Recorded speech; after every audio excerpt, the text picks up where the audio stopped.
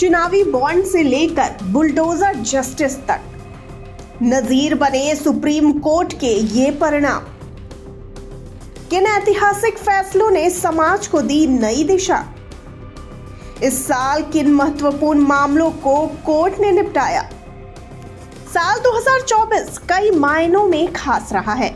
एक और देश दुनिया को तमाम बड़ी उपलब्धियां हासिल हुई तो सुप्रीम कोर्ट के इस साल ऐसे तमाम फैसले सुनाए जो समाज के लिए नजीर बन गए। बिल्किस बानो के दोषियों की सजा माफी रद्द करने से लेकर बुलडोजर जस्टिस और चाइल्ड पोर्नोग्राफी पर लगाम लगाने जैसे तमाम ऐतिहासिक फैसलों ने समाज की नई दिशा कायम की। जेलों में होने वाले जातिगत भेदभाव पर सुप्रीम कोर्ट ने चिंता जताई तो वहीं रिश्वतखोरी मामले में एमपी एमएलए को जेल भेजने का फैसला सुनाकर सुप्रीम कोर्ट ने राजनीति के स्तर को संतुलित करने की कोशिश की। इसके अलावा इस साल कई महत्वपूर्ण मामलों को कोर्ट ने निपटाया। आज हम आपको बताते हैं कि इस साल सुप्रीम कोर्ट ने कौन कौन से बड़े फैसले सुनाए। इसमें सबसे पहला नाम आता है बिल्किस बानो के दोषियों की सजा माफी रद्द करने के बारे में। तो बता दें कि साल की शुरुआत में यानी जनवरी में ही सुप्रीम कोर्ट ने बिल्किस बानो मामले में गुजरात सरकार के फैसले को पलटते हुए दोषियों की सजा माफी रद्द कर दी।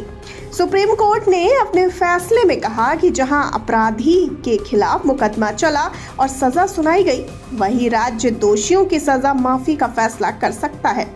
सुप्रीम कोर्ट ने कहा कि दोषियों की सजा माफी का फैसला गुजरात सरकार नहीं कर सकती, बल्कि महाराष्ट्र सरकार इस पर फैसला करेगी। गुजरात सरकार ने माफी नीति के तहत साल 2022 में बिल्किस बानो से गैंगरेप और उसके परिवार के 7 सदस्यों की हत्या के दोषियों की सजा माफ कर दी थी और उन्हें जेल से रिहा कर दिया था। अब बात कर लेते हैं चुनावी बॉन्ड पर रोक लगाने के बारे में। आपको बता दें कि फरवरी में सुप्रीम कोर्ट ने चुनावी बॉन्ड योजना पर रोक लगाने का ऐलान किया। कोर्ट ने इस योजना को असंवैधानिक करार दिया। कोर्ट ने कहा कि यह योजना नागरिकों के सूचना का अधिकार योजना का उल्लंघन है। कोर्ट ने बैंकों को निर्देश दिए कि वह चुनावी बॉन्ड को जारी करना बंद कर दे। इसके अलावा सुप्रीम कोर्ट ने किस राजनीतिक दल को कितना चंदा मिला, इससे जुड़ी डिटेल्स भी मांगी। इसके बाद जब चुनाव आयोग ने चुनावी बॉन्ड देने वालों की सूची जारी की तो सियासत में हंगामा मच गया। अब बात कर लेते हैं इस साल का एक और मामला, बाबा रामदेव और पतंजलि को भ्रामक विज्ञापन पर जब फटकार लगाई गई, इस बारे में। तो बता दें कि सुप्रीम कोर्ट ने इस साल भ्रामक विज्ञापन मामले में योग गुरु बाबा रामदेव और पतंजलि आयुर्वेद के प्रमुख आचार्य बालकृष्ण को फटकार लगाई थी। दोनों के खिलाफ अवमानना की कार्रवाई करने के आदेश दिए थे। भारतीय चिकित्सा संघ ने पतंजलि पर कोविड टीकाकरण अभियान और आधुनिक चिकित्सा पद्धति के खिलाफ बदनाम करने का अभियान चलाने का आरोप लगाया था। अब बात कर लेते हैं SC/ST वर्ग आरक्षण में वर्गीकरण के मामले को लेकर।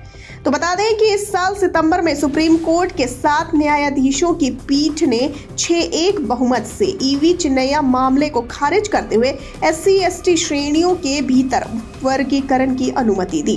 2024 के पंजाब राज्य बनाम दविंदर सिंह SC/ST उप वर्गीकरण फैसले में क्रीमी लेयर के विचारों पर जोर दिया गया और विभिन्न SC/ST उप समूहों के बीच समान लाभ वितरण सुनिश्चित करने के लिए राज्यों की शक्ति की पुष्टि की गई। अदालत ने फैसला सुनाया कि अनुच्छेद 15 और 16 राज्य को किसी जाति को उप वर्गीकृत करने से नहीं रोकते हैं। अब बात कर लेते हैं एक और मामले की। बुलडोजर जस्टिस को जब बताया गया अस्वीकार्य। जी हां, सुप्रीम कोर्ट ने बुलडोजर के जरिए न्याय की प्रवृत्ति की कड़ी निंदा की।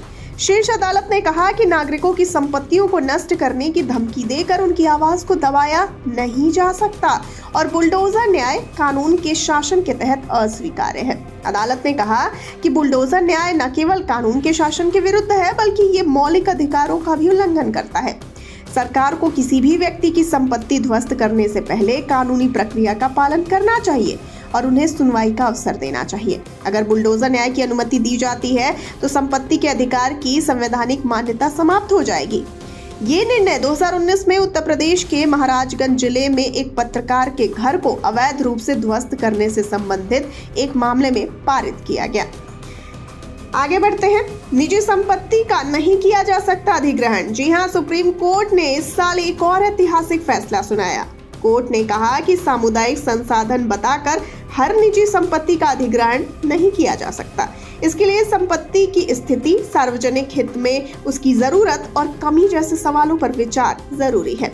शीर्ष अदालत ने 7-2 के बहुमत से दिए निर्णय में 41 साल पुराने अपने ही फैसले को पलट दिया। अब बात कर लेते हैं यूपी मदरसा एक्ट को संवैधानिक जब करार दिया गया। तो आपको बता दें कि यूपी मदरसा एक्ट पर इलाहाबाद हाई कोर्ट के फैसले को सुप्रीम कोर्ट ने पलटा। सुप्रीम कोर्ट ने कहा कि मदरसा एक्ट से संविधान के मौलिक अधिकारों का उल्लंघन नहीं होता है, न ही ये धर्मनिरपेक्षता के सिद्धांतों का किसी भी तरह से उल्लंघन करता है। न्यायालय ने कहा कि उच्च न्यायालय ने इस एक्ट को ठीक से समझे बिना ही रद्द कर दिया। उत्तर प्रदेश मदरसा शिक्षा बोर्ड अधिनियम 2004 को इलाहाबाद हाई कोर्ट ने असंवैधानिक घोषित कर दिया था।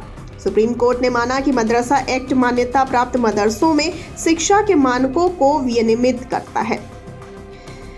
सांसदों और विधायकों को मुकदमे से छूट नहीं। जी हां, मार्च 2024 में सुप्रीम कोर्ट ने फैसला सुनाया था कि यदि किसी सांसद या विधायक पर विधायिका में वोट या भाषण के लिए रिश्वत लेने का आरोप लगाया जाता है तो वह मुकदमे से बचने का दावा नहीं कर सकता।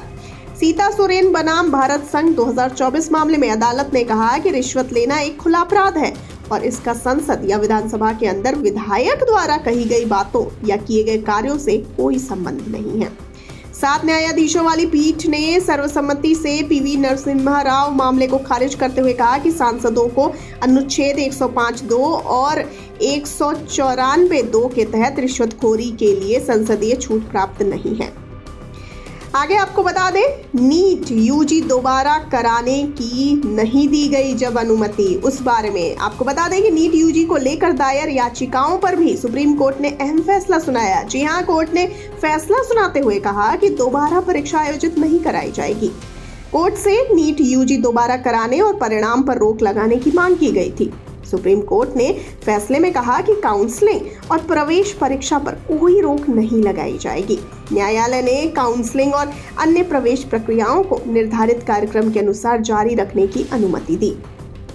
अब अंत में बात कर लेते हैं जब दिल्ली के पूर्व सीएम केजरीवाल और डिप्टी सीएम सिसोदिया को जमानत मिली, उस बारे में।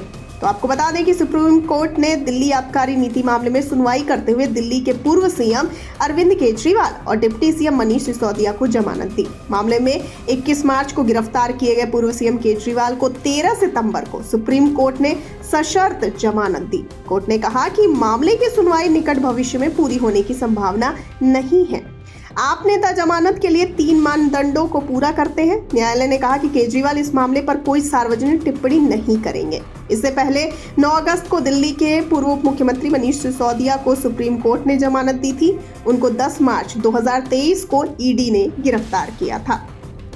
तो ये थे इस साल के महत्वपूर्ण मामले जिन्हें कोर्ट ने निपटाया और सुप्रीम कोर्ट के ये परिणाम बन गए नजीर।